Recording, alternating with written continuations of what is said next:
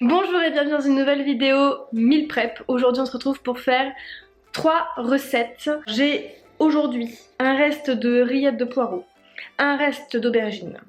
J'ai aussi un reste de champignons qui étaient dans le congèle et qu'on ne mange jamais. Donc je me suis dit que c'était le moment de les utiliser. Donc avec ça on va faire des muffins champignons, des muffins de légumes en fait, des muffins salés qui ont exactement la même recette que les cakes, sauf que c'est sous forme de muffins. Je me suis dit que ça changeait un petit peu et puis surtout ça sera plus facilement transportable pour moi pour aller au travail et puis voilà, ça a peu de chances de durcir pendant que je les conserverai au frigo, parce que le cake c'est vrai que quand on le coupe en plusieurs parts, ben ça durcit, c'est pas non plus le top du top niveau dégustation après. Ensuite, une fois que ça se sera terminé, j'ai un reste de pain de mie, j'ai du cheddar, j'ai un reste de ratatouille, je pense que c'est de la ratatouille mais c'est dans le congèle aussi, et j'ai des restes de steak haché qui étaient aussi dans le congèle. Je me suis dit que j'allais faire des sortes de croque-monsieur avec dedans des légumes, de la viande et du cheddar. Donc on va voir ça ensemble. J'ai des pommes de terre et de la tome, je crois que c'est de la tome de Savoie. Et avec on va faire une truffade. Et la truffade on la mangera ce soir. Donc étant donné qu'aujourd'hui je suis un petit peu fatiguée et que j'ai surtout la flemme de m'occuper des pommes de terre, c'est Julien qui va s'occuper de la truffade pendant que moi je m'occupe des deux autres préparations. Et avant de commencer, pour m'avancer, j'ai déjà mis le four à préchauffer à 180 degrés. Comme ça, une fois que ma préparation pour les muffins, les cakes sont prêtes, et ben je peux directement enfourner. Donc c'est parti. Donc pour le cake, comme d'habitude, on va prendre 200 g de farine. Je mets de la levure chimique, juste un sachet. Je rajoute 3 œufs, de l'huile d'olive, du sel. Et je vais rajouter 10 centilitres de lait au fur et à mesure.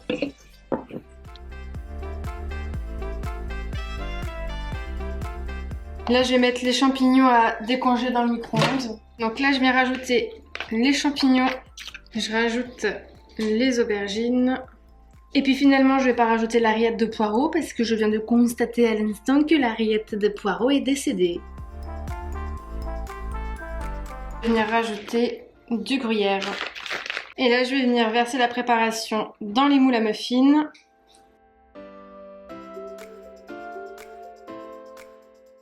Et là, je vais venir rajouter quelques graines de pavot dessus. Et on va enfourner pour une vingtaine de minutes. Là, je vais venir décongeler mon reste de ratatouille dans le micro-ondes. Et une fois que le reste de ratatouille est décongelé, je vais le mettre dans un petit récipient dans lequel je vais pouvoir mélanger. Je viens rajouter la moitié de la ricotta, c'est-à-dire 125 g de ricotta. Je vais rajouter un petit peu de concentré de tomate. Pendant que je m'occupais de ma ratatouille, j'ai mis aussi mes steaks en train de cuire, histoire qu'ils puissent avoir le temps de décongeler, de commencer à cuire un petit peu. Bah forcément, vu que c'était congelé, ça rend pas mal d'eau. Une fois que ce sera cuit, je rajouterai à cette préparation. Là, Julien s'est occupé des pommes de terre qu'il a coupées en rondelles pour la truffade. Et là, il est en train de s'occuper du fromage. Ça t'angoisse ou pas d'être filmé pendant que tu fais? Non, ce serait drôle que je me coupe un doigt. Oui, drôle, je sais pas, mais...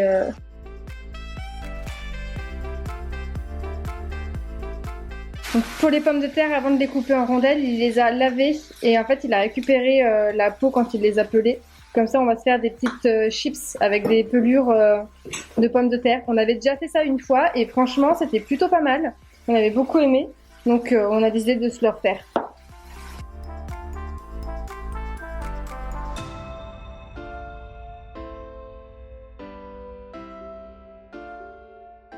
Ensuite, je viens prendre mes tranches de pain de mie. Je mets une tranche de cheddar des deux côtés. Je vais venir rajouter la préparation.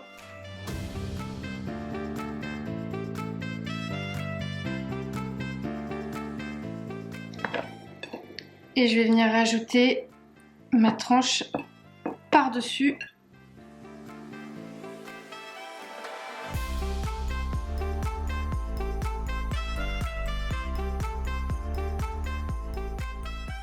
Et ensuite je vais venir mettre ça dans l'appareil à croque-monsieur. Donc là Julien a fini de couper le fromage.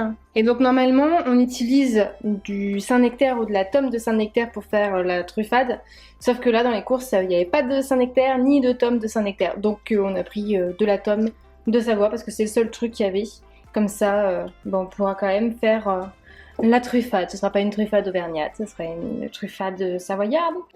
Ensuite on va venir mettre de l'huile d'olive dans la poêle. Et une fois que l'huile sera chaude, on va venir rajouter les pommes de terre.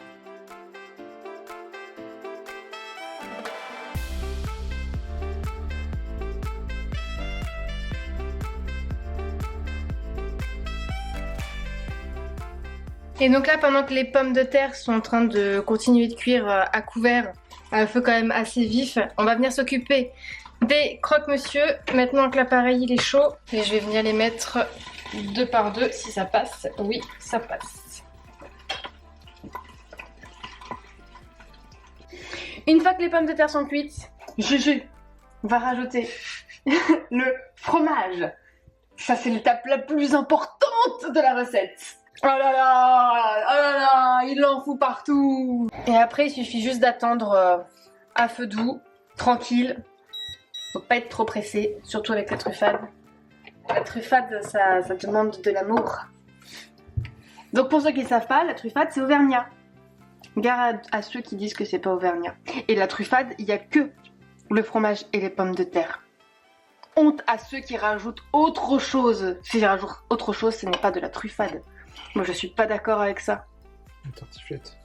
Ouais, de la tartiflette à la rigueur. Mais donc voilà pour les meal prep d'aujourd'hui. Donc là je me retrouve avec 6 croque-monsieur aux légumes et à la viande hachée. Donc là je pense que ça va nous faire 3 repas pour 2 personnes. Tout va dépendre de notre appétit, mais si on a un petit appétit comme d'habitude, ben, je pense que ça nous fera 3 repas. On va manger ça avec de la salade verte.